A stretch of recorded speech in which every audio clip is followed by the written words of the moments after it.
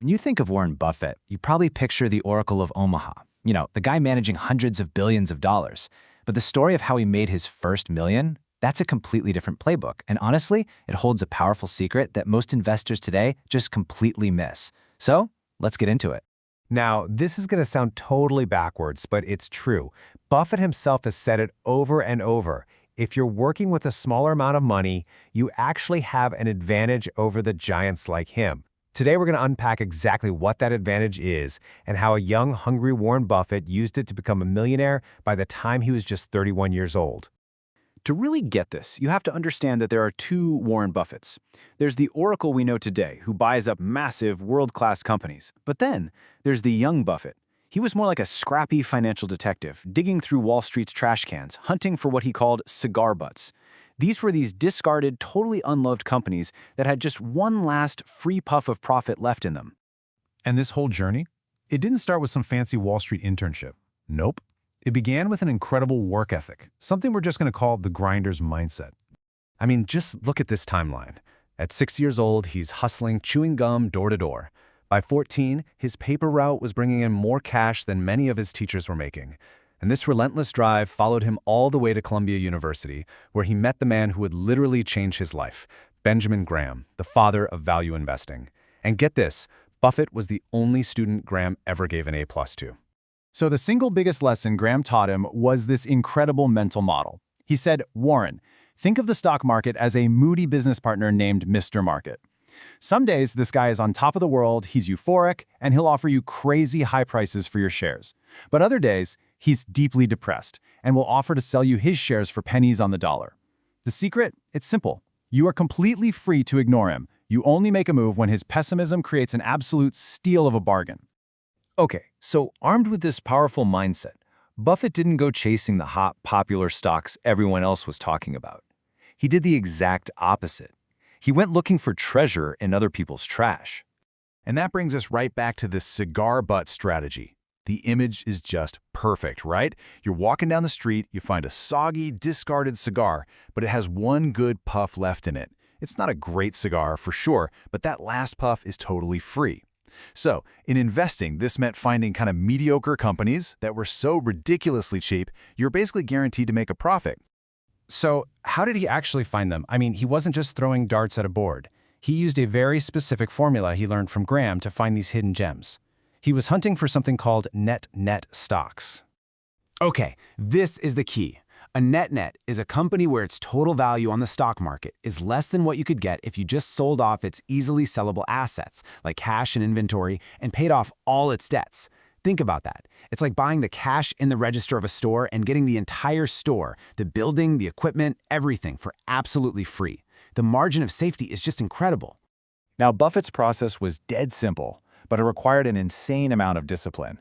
He would literally sit there and read these huge financial manuals. We're talking phone book-sized, page by page. He'd do this simple math to find companies trading for less than they were worth, and then he'd buy, totally confident that he was purchasing a dollar bill for maybe 50 cents. And all of this hard manual work led him to one of the greatest investments of his early career. You could almost call it the Sanborn Map heist. And believe me, this was no small bet. Back in 1958, Buffett found this classic cigar butt of a company called the Sanborn Map Company. And he was so sure of his math that he invested over a third of his entire partnership's money into it. And this table just shows the opportunity perfectly. On one side, you have Mr. Market, who saw this dying business that made maps for insurance companies and said, it's worth $45 a share. But Buffett, our financial detective, he dug deeper. He found the company was sitting on a massive portfolio of blue-chip stocks, hidden away on its books, that was worth $65 for every single share. He was literally buying a dollar for 70 cents and getting the entire map business as a freebie.